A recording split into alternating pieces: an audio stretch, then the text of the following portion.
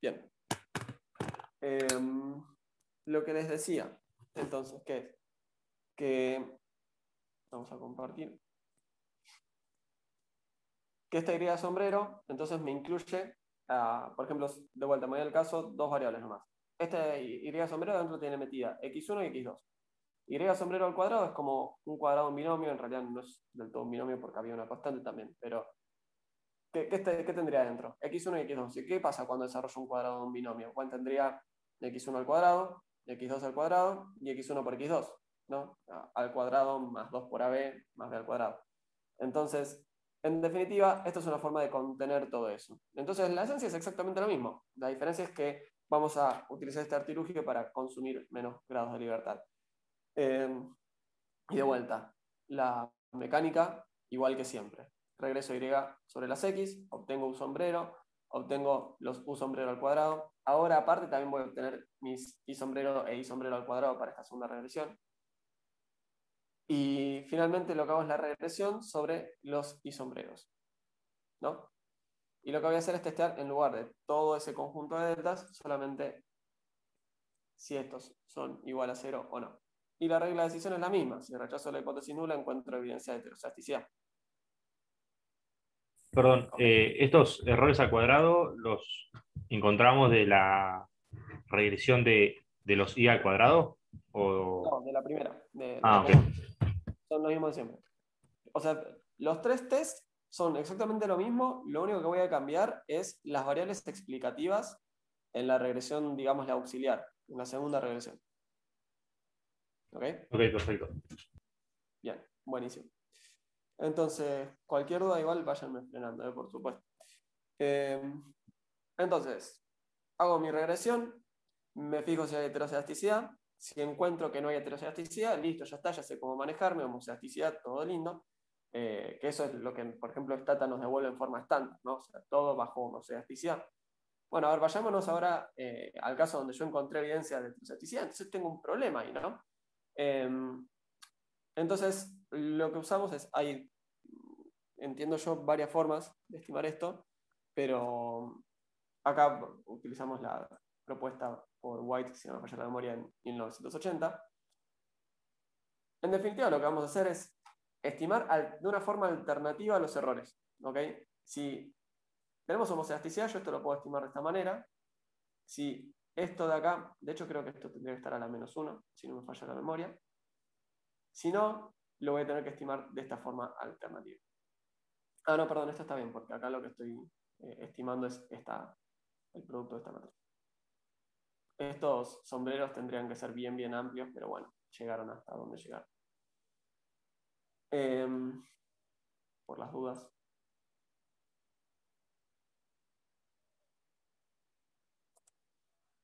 Ahí, una casita. Entonces, lo que vamos a hacer es utilizar otra forma de estimar los errores y a partir de esa sí hacemos inferencia, no con esa estimación alternativa. Para hacerlo en Stata es la cosa más sencilla del mundo. Lo único que tenemos que hacer es agregar al final de la regresión la palabra robusto, digamos, que lo que básicamente está intentando, o sea, ¿por qué le decimos así? Porque es robusto a heterocedasticidad. Entonces los errores estándar, en lugar de ser los originales, van a ser estos alternativos. ¿Estos alternativos van a ser más altos? Probablemente. ¿Pueden ser más bajos? También pueden ser más bajos. Esto implica entonces que una variable que yo antes estaba diciendo, esta es estadísticamente significativa, puede ser que deje de serlo, así como el caso inverso, ¿no? Ambos casos son posibles. Nada, no sé si hay alguna duda con todo esto. Yo tengo una pregunta. En teoría, Claro. esto, ¿cómo se llama? Evaluar si hay homocedasticidad o heterocedasticidad, ¿lo tendrías que hacer siempre después de una regresión o no necesariamente? Idealmente sí. De hecho, en muchos trabajos, esto lo cuenta el libro de Wooldridge, si no me falla la memoria, que en general como que también muchos trabajos directamente presentan los dos errores como para, bueno, mira, y también es robusto a esto. Pero sí, lo ideal sería chequear. Claro, claro. Ok. O sea, le va a dar más robustez a los resultados. Entonces, yo antes también daba una clase de Stata con la EPH y eso me quedaba ya servido como para seguir trabajando en las regresiones que habíamos usado. Entonces, nada, directamente vamos a esto que metía dentro de la llavecita, como si ustedes lo quieren seguir corriéndolo, nada, córranlo así nomás. Y no vamos directamente a la parte de heterocesticidad.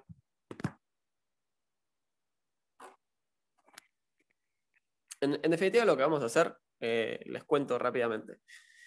Hacemos una regresión de, o sea, más o menos lo que ustedes ya hicieron, el ingreso, una suerte de ecuación de Mincer. Vamos a incluir un par de variables explicativas y lo que voy a hacer es, como tenía muchas variables, como tenía muchas observaciones, voy a concentrar, ¿no?, como si fuera un estudio o con menos observaciones o como si solamente nos interesara una determinada región. Medio excusa, a modo de excusa para nuestro trabajo, porque si no, al tener tantas observaciones, todas me daban igual con p-valores diminutos y medio que no sé si ves que los resultados no cambian en lo más mínimo, quizás no es tan claro por qué necesitamos esto, ¿no? Entonces, lo que vamos a hacer es agarrar la EPH, esto de acá de hecho debe ser una EPH del 2019 seguramente, 2020, no, del 2019. Y lo que vamos a hacer es regresar al ingreso, pero lo que vamos a hacer es particularmente nos vamos a centrar en estos aglomerados, ¿ok? Básicamente Cava y los aglomerados que tenemos cerca, que son Gran Buenos Aires y Gran La Plata. Está bien, esto aparte me va a permitir ser un poco más gráfico en algunas cosas, no porque no hay mucho más atrás de eso. Entonces, la educación, lo que voy a hacer es utilizarla como una variable, entre comillas, continuas, o sea, la vamos a utilizar como por niveles. También hay gente que esto lo transforma como utilizando la cantidad de años aproximados que implicaría cada nivel educacional. Yo acá directamente voy a usar como por escalones, ¿ok? Y lo que voy a hacer es tener en cuenta esto de que el último nivel es educación especial, ¿ok? Porque si incluyo ese, como que el retorno de ese nivel educacional no pareciera ser mayor que el resto, ¿sí? Entonces, ¿cuál es la regresión que vamos a usar? Bueno, me voy a concentrar en personas que son jefes de hogar, que son hombres, que tienen entre 30 y 65 años de edad, ¿sí?, que son asalariados, con un ingreso mayor que cero naturalmente, y aparte me concentro en estos tres aglomerados que dijimos, ¿no? Esto me permite, fíjense que tenemos bastantes observaciones, no es que estamos trabajando con 100 observaciones, 200, 300, 400, estamos trabajando con un número alto de observaciones, pero me permite cierta flexibilidad, por eso más que nada. Entonces, primer recurso que teníamos, dijimos, bueno, yo lo que puedo hacer es mirar el gráfico de los residuos contra la variable explicativa. El primer tema que tenía este método, ¿no? O sea, a ver, ¿cómo hacemos para obtener los residuos? Pues decimos predict, el nombre que le queramos asignar a la variable, por ejemplo, residuos, y de opción, a ver, ¿qué me querés predecir? Los residuos. Si no, por default ya nos entrega los y sombrero. Entonces ahora vamos a correr esto de acá. ¿Sí? Hasta acá vamos bien, ¿no? ¿Alguna duda? No me queda claro el predict fit. ¿Qué sería eso? O sea, si yo no le doy ninguna opción, por default me va a devolver lo que tiene por default, valga la redundancia, que van a ser los y sombrero. Ah, ok, sí, sí. ¿Ok? Entonces, lo primero que vamos a hacer es el gráfico de los residuos, así nomás contra la educación, que si no me falla la memoria esto no era tan claro. Y después también vamos a hacer de los residuos al cuadrado contra la educación. ¿Okay? Los residuos al cuadrado naturalmente son positivos, porque los estoy elevando al cuadrado. Lo que debería notar es que no sea tan claro que es idéntico para todos los casos, ¿no? Acá, por ejemplo, pareciera ser que para el menor nivel de educación, el ingreso o los residuos de mi regresión están bastante más concentrados que para niveles más altos, ¿no? Por ejemplo, acá. Yo con esto no puedo decir tengo heterocedasticidad. pero es una herramienta visual. De hecho, fíjense que es un poco engorroso porque tendría que verlo acá. Bueno, está bien, cuando lo hago contra la educación no encuentro nada. A verlo, ahora lo tengo que hacer contra todas las demás variables. Acá no tenemos muchas variables. De hecho, algunas son dummies, que también escogidas a propósito para reflexionar después con esto de qué es lo que pasa cuando quiero hacer el test de White. Pero no es evidencia suficiente. Si lo quiero hacer con los cuadrados, bueno, también debería encontrar algo similar, ¿no? Al principio vemos que están mucho más concentrados. Después, bueno, salvando estos casos, vemos que en general sí los desvíos son mucho más altos. Ok, o sea, pareciera haber algo de evidencia de dispersión, ¿correcto? ¿En eso estamos de acuerdo más o menos? ¿Estamos viendo lo mismo?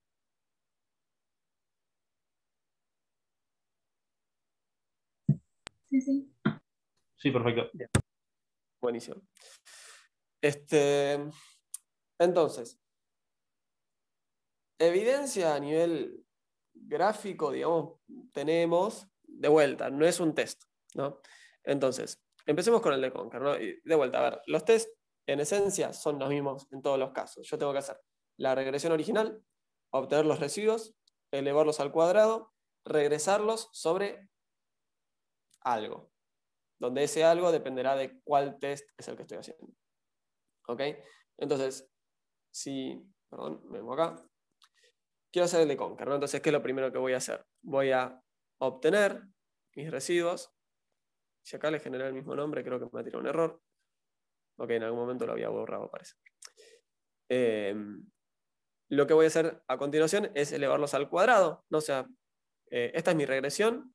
Después de esta regresión le digo, pásame los residuos en una variable que se va a llamar así.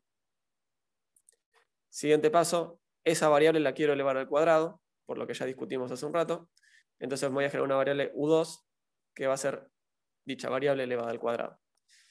Entonces el siguiente paso era el de Conker, que era un poco el más intuitivo. ¿Qué es lo que tenemos que hacer? Tenemos que regresar esos residuos elevados al cuadrado. Ahora me doy cuenta, no corrí esta línea. Tengo que regresar estos residuos elevados al cuadrado sobre todas las variables. Siempre voy a estar mirando el mismo universo, ¿ok? De hecho, podría haber filtrado la base directamente para no tener que estar escribiendo esto a cada momento. Pero, en definitiva, su atención en este momento se debería enfocar acá, ¿ok? Estoy regresando esos cuadrados sobre las variables, en niveles. Es exactamente la misma regresión. La única diferencia es que ahora, en vez de utilizar mi variable dependiente, estoy usando esos errores, elevados al cuadrado, ¿ok? Entonces, vamos a correr esta línea. ¿Y qué es lo que dijimos que queríamos hacer? Queríamos testear estas variables. No voy a testear la constante, solamente voy a testear estas variables. Ya vemos, digamos, a partir de los test individuales, pareciera ser que sí, que vamos a encontrar cierta... que vamos a encontrar evidencia de heterostasticidad, pero de todas formas tenemos que hacer el test. Entonces ahora hacemos el test conjunto, y lo que encontramos es que la probabilidad de equivocarme al rechazar es bajísima, ¿no? O sea, esto de acá es el p-valor. ¿No? Esa probabilidad es menor que el 10%, menor que el 1%, menor que el 0,1%. Es re chiquita. Entonces rechazamos la hipótesis nula. Y cuando rechazábamos la hipótesis nula, ¿qué hacíamos? ¿Qué pasaba? ¿Cuál era la consecuencia? Podemos asegurar que hay heterocedasticidad. Exactamente. Y voy a tener que corregir mis errores, porque, no sé, me voy arriba a la regresión original, que era esta. Yo acá estaba haciendo inferencia, pero todos estos p-valores surgen de esas estimaciones erradas de los errores. Estos estadísticos T están utilizando en el denominador esos errores que están estimados bajo el supuesto de homocedasticidad. Entonces, ahora que encontré evidencia de heterocedasticidad, esto de acá ya no me resulta tan confiable. Esta columna va a seguir siendo la misma, la de los coeficientes estimados. Pero a partir de acá, ya no. O sea, hasta el final, ¿no? Porque el intervalo de confianza también está utilizando eso. Perdón, Sebastián, el test es sobre todas las variables, ¿no? Exacto, sí, por eso elegí. Fíjate, acá qué variables tenía: educación, estado civil, edad y edad al cuadrado. Yo acá hice educación, estado civil, edad y edad al cuadrado. Es un test Perfecto. conjunto, todas al mismo tiempo. Y la columna de coeficientes va a ser la misma porque cuando nosotros trabajamos Perdón. con estos estimadores, al momento de estimar los coeficientes, nunca usamos los errores.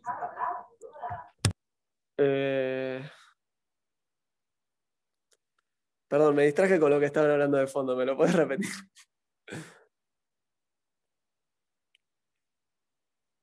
Ah, sí, perdón, disculpa. No, digo que vos dijiste que estos coeficientes van a ser los mismos y es porque al momento de estimarlos nunca usamos la varianza.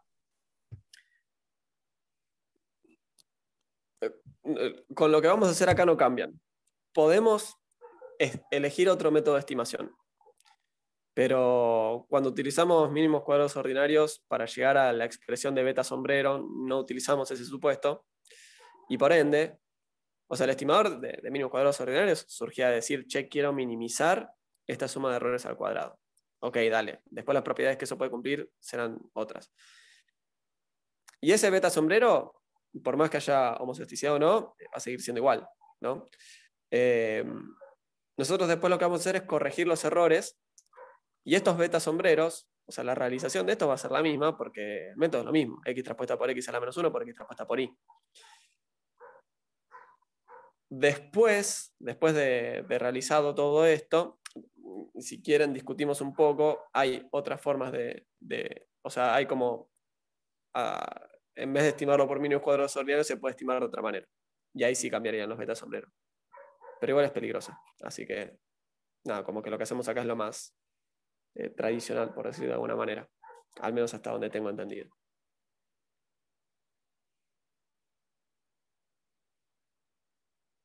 ¿Está? Sí, me quedó clarísimo. Gracias. Buenísimo. No, por favor, gracias a vos. Llegué hasta este test, ¿no? Yo acá, bueno, voy a volver a hacer la regresión y todo, pero fíjense que, por ejemplo, yo ahora tranquilamente podría agarrar, perdón, vamos a soltar. Yo acá podría reescribir la regresión y ponerme manualmente a escribir. Bueno, Stata no me permite, pero tendría que escribir, ¿no?, una regresión donde tenga la educación al cuadrado, la educación por el estado civil, la educación por la edad. Está bien, podríamos usar los numerales, pero síganme hasta acá. La edad elevada al cuadrado no la tendría que escribir porque, perdón, la siguiente era el estado civil. El estado civil al cuadrado no la necesitaría incluir porque es una dummy. Sí, vale 1 o 0. Entonces es al dope escribirla. La edad sí la tendría que escribir elevado al cuadrado. El tema es que, bueno, acá tengo la edad ya metida al cuadrado. Y tendría que ir escribiendo todas. Entonces lo que vamos a hacer acá es directamente utilizar un comando de Stata que nos va a simplificar. Y vamos a hacer el test de White. Este es el clásico que incluye un montonazo de variables explicativas. Entonces, esto se instala aparte. Acá tienen el comando para instalarlo. Después, cuando lo estén corriendo, se traen esta línea para acá y la pegan acá, INVI. Yo ya lo tengo instalado, así que no necesito volver a correrlo. Pero en definitiva, se lo instalan y les va a quedar ya la posibilidad de correr este comando acá. Sí, white, tst, el test de white. ¿Okay? Que recordemos la diferencia entonces. O sea, recién hicimos el de Conker. Y el de Conker nos dijo, che, sí, mira, tenés heterocedasticidad. No corregimos nada. Solamente dijimos, encontré evidencia. Vamos al siguiente. Ahora hagámoslo por el test de White. El test de White dijimos, hay que incluir las variables en niveles, al cuadrado y los productos cruzados, ¿no? Que puede ser un poco laborioso o engorroso si tengo que hacerlas yo. Aparte me las tengo que generar a las variables en Stata, ¿no? Tendría que generarme una variable que sea educación al cuadrado, una variable que sea estado civil al cuadrado, que no hace falta porque es una dummy, pero con cada una de estas tendría que generar los cuadrados, tendría que, bueno, los productos cruzados no, hay una forma más sencilla de sintaxis, pero de todas formas. Y, bueno, y acá directamente tenemos el test de White, ¿no? Que ya nos lo performa de una. INVI. ¿Cuál es el resultado? A ver, creo que... Sí. Dice el test de White, el clásico vendría a ser este. Nos da el estadístico. Lo que le hace es en realidad una prueba de chi cuadrado, pero es el mismo test conjunto de todas las variables explicativas que me quedaron. En realidad los betas vendría a ser. Y el p-valor asociado a este test, ¿no? Entonces fíjense, tengo 12 grados de libertad. Y yo acá lo anoté, pero digo, en definitiva, pensemos un poco por qué son 12. Yo ya sabía acá que tenía 4, ¿no? Tengo la educación, el estado civil la edad y la edad al cuadrado. Aparte de esas, tengo que incluirme los cuadrados, ¿no? Que en principio podríamos decir que son 4, pero tengo la educación al cuadrado, el cuadrado de una dama, y dijimos, si incluyo ese cuadrado va a ser multicolineal, entonces no lo puedo incluir. Bien, este cuadrado entonces no lo incluyo. El cuadrado de la edad, ¿lo tengo que incluir? Sí. Ahora el tema es que ya tengo metida la edad al cuadrado, entonces sería multicolineal con esa otra variable, entonces ahí esa no la sumo. Y después el cuadrado de la edad al cuadrado, o sea, la edad a la cuarta. Y esa no es multicolineal con nada, así que listo, entra. Entonces ahí ya tenemos 6 variables aleatorias, 6 variables explicativas a incluir. Después, ¿qué me quedan? Los productos. La educación por el estado civil. Ese producto, no los productos cruzados. Tenemos que hacer, recordemos, ¿no? Tengo que hacer esta por esta, esta por esta, esta por esta, después esta por esta por esta, y bueno, después me va a quedar esta por esta. La educación por el estado civil, ¿ese producto cruzado entraría? Sí. Sí, exactamente, no hay ningún problema. Lo vamos a meter. La educación por la edad, ¿entraría? Sí, Exacto, la educación por la edad al cuadrado también. Ahí se me sumaron otras 3, ya me fui a 9. El estado civil por la edad, ¿entra?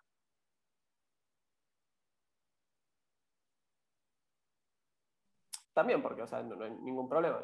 Voy a tener acá una columnita con los números de la edad y en algunos casos me va a quedar la edad, en otros casos me va a quedar un 0, pero en definitiva es una columna adicional.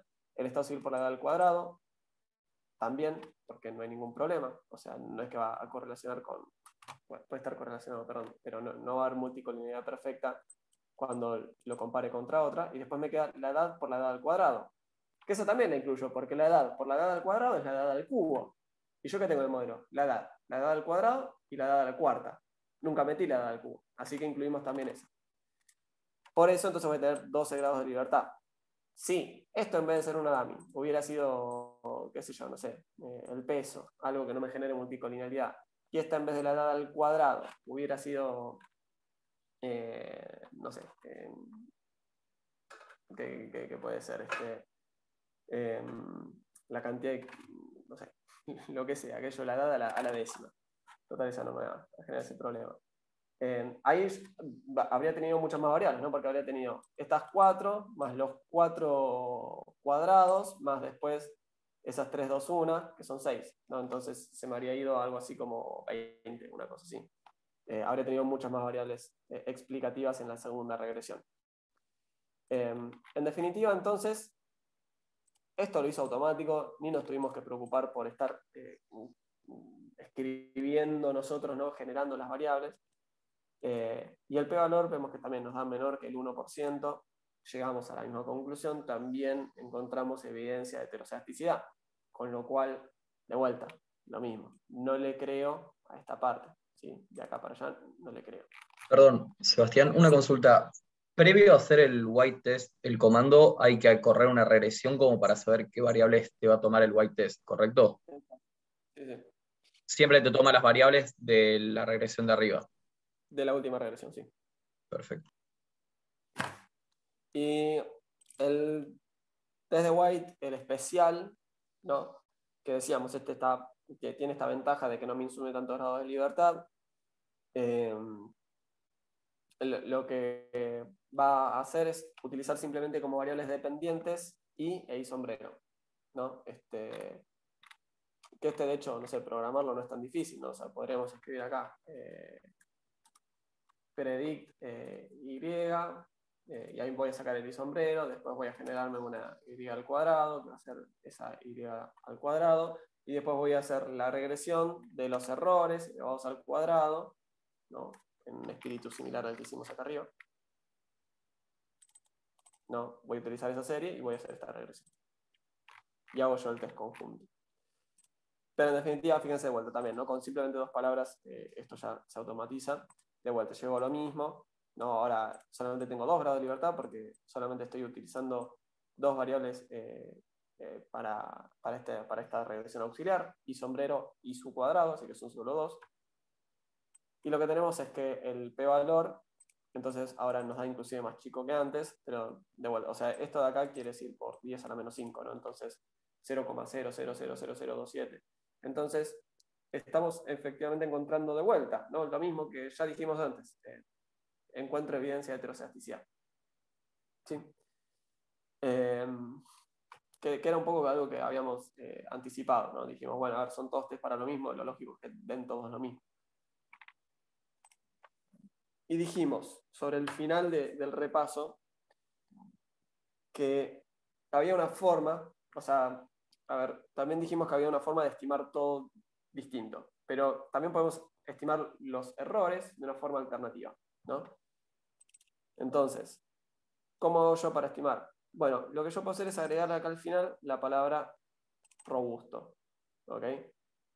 Para que me haga esta columna de acá, para que para estimar esto utilice el método propuesto por White, ¿ok? Y que los estime en forma robusta. No, antes, vamos a hacer así.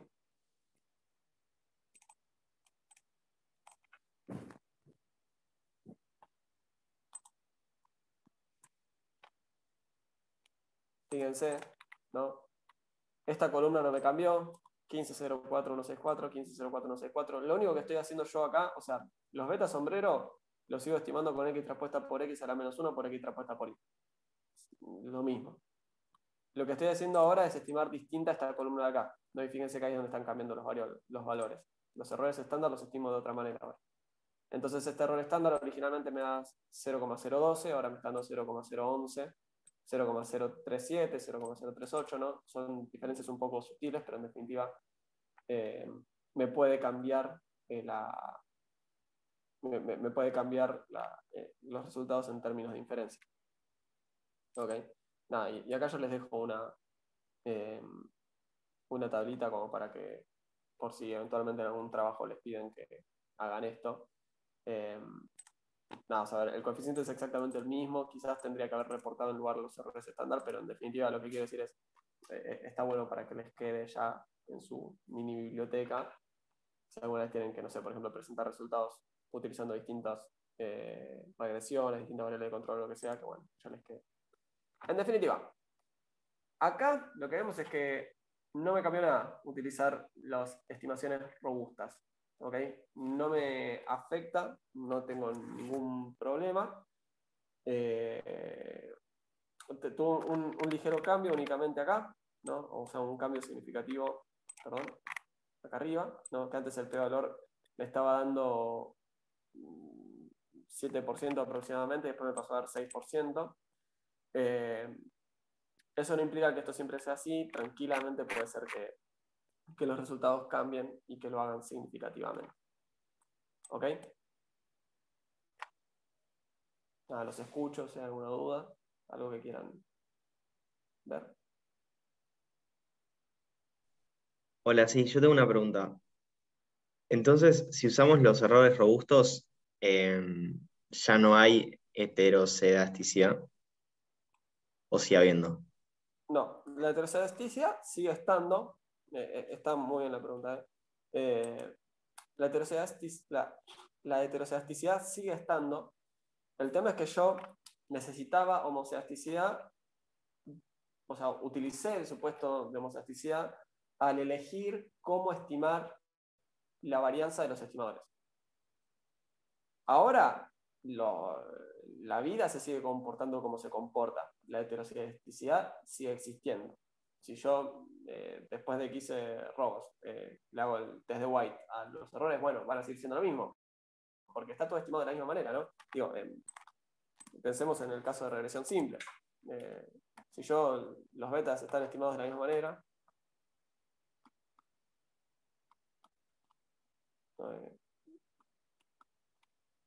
y mi recta de regresión es esta. Bueno, los betas están estimados de la misma manera, entonces acá el desvío de los errores sigue siendo más alto que acá.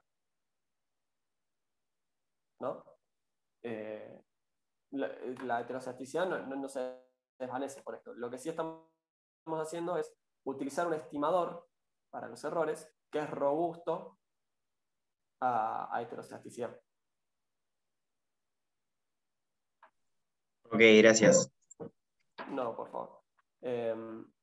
Nada, si tenemos homocedasticidad, igual es conveniente estimarlo de la forma tradicional. ¿Sí? Es la forma eficiente de estimar esos errores.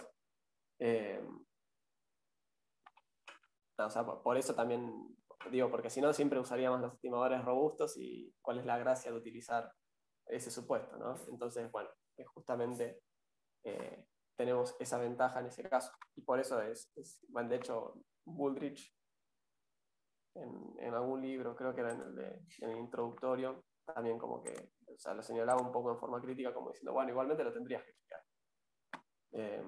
Porque si no, no lo estás haciendo de forma eficiente.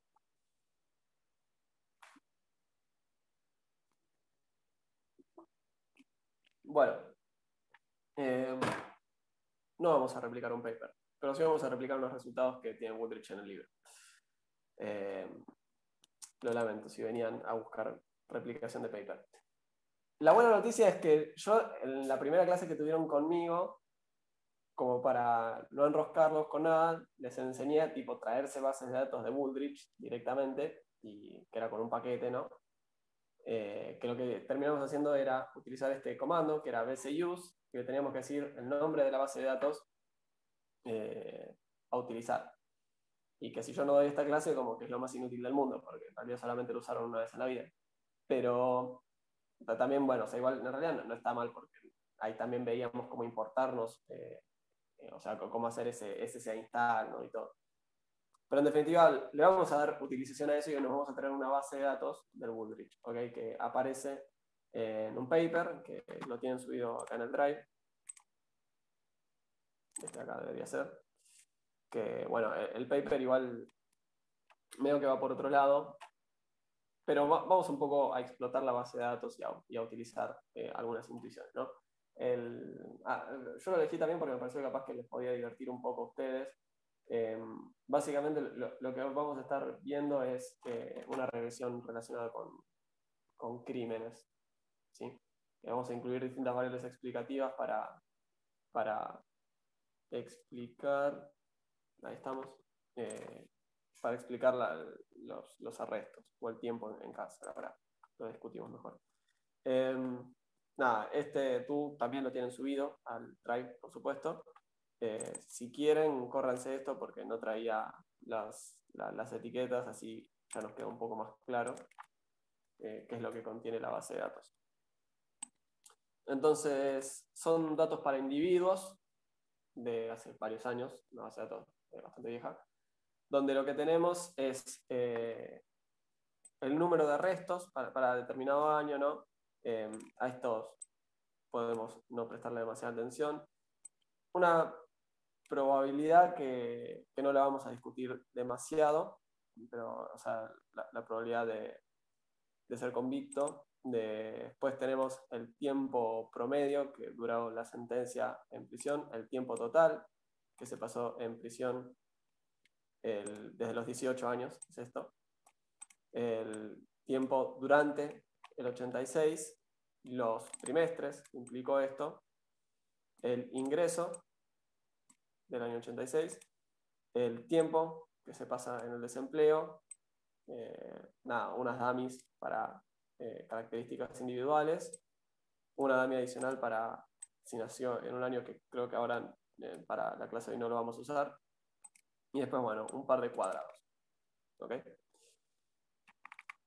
Y aparte también vamos a usar esta variable que es el tiempo que se pasa en prisión, ¿no? Y vamos a ver si efectivamente alguna de estas variables después termina impactando en cuántas veces te arrestan, ¿no? Entonces, si hacemos la regresión, lo que encontramos es, por ejemplo, que el tiempo promedio invertido en prisión es significativo recién al 10%, ¿no? Con una cierta no linealidad, ¿no? Como si fuera decreciente ese efecto. Después todo el resto totalmente significativo, lo mismo estadísticamente significativo, y de vuelta, ¿no? O sea, si esto de acá fuera un caso donde yo tengo que la varianza de los errores no es constante, esto de acá sigue siendo estimado en forma consistente. ¿Okay? No nos estamos preocupando porque esto esté estimado en forma inconsistente. Sí me preocupa esta parte de acá. ¿Sí? Que entonces lo que yo voy a hacer es chequear si encuentro evidencia de heterocedasticidad. Por ejemplo, acá podemos testear en forma conjunta estas dos. Y efectivamente encontramos como que en forma conjunta no serían estadísticamente significativas. Ahora, hagamos el test de White para esto. Si hacemos el test de White, fíjense que este es el que me incluye las variables, los cuadrados y los productos cruzados. Tenemos bastantes observaciones, ¿no? Eso nos da cierto margen para utilizar más variables explicativas, pero de todas formas, fíjense que estamos utilizando 40 variables, o sea, es una regresión bastante sobrecargada. De hecho, este creo que se llama fit la opción, ¿no? Y vemos que con el otro test alternativo también llegamos al mismo resultado. Podríamos hacer el de Conker un poco más artesanalmente, pero en definitiva llegamos a que encontramos evidencia de heterocedasticidad. Entonces ahora vamos a hacer la regresión utilizando los errores robustos. ¿Ok? Y utilizando los errores robustos de vuelta. A ver, esta columna de acá no va a cambiar, porque estos de acá siguen saliendo de x traspuesta por x a la menos 1 por x traspuesta por y. ¿Sí? Vemos que inclusive en la regresión robusta todos estos son estadísticamente significativos. Acá me cayó un poco el p-valor a nivel individual. Pero fíjense que es interesante el hecho de que inclusive utilizando los robustos nos dio sumamente parecido, digamos. Si a mí lo que me interesaba era puntualmente analizar este coeficiente de acá o esa variable de ahí, digamos, no me habría cambiado. Ahora, recuerden que hay un tema, ¿no? Que es que cuando nosotros utilizamos dos variables que están muy correlacionadas en forma lineal, ¿qué pasa? Si yo meto dos variables muy correlacionadas.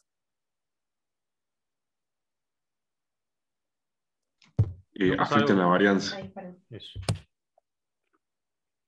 Claro.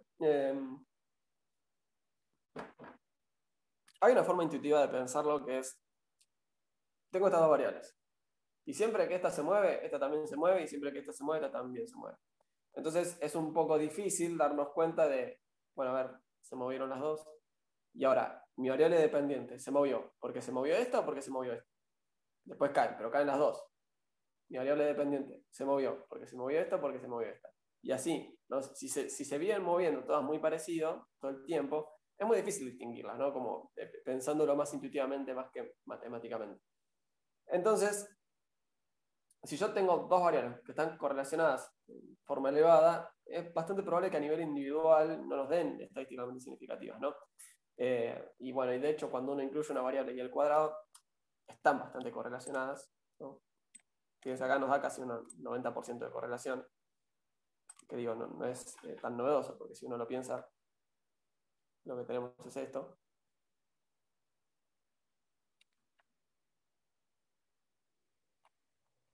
Entonces, hay una correlación bastante alta, ¿no? Entonces, hagamos la regresión utilizando los estimadores robustos y ahora hagamos el test conjunto, ¿sí? Para ver si encontramos o no evidencia de que la llamada se está por cortar. Estas cosas siempre pasan en el momento menos oportuno. Salimos y volvemos a entrar, ¿ok?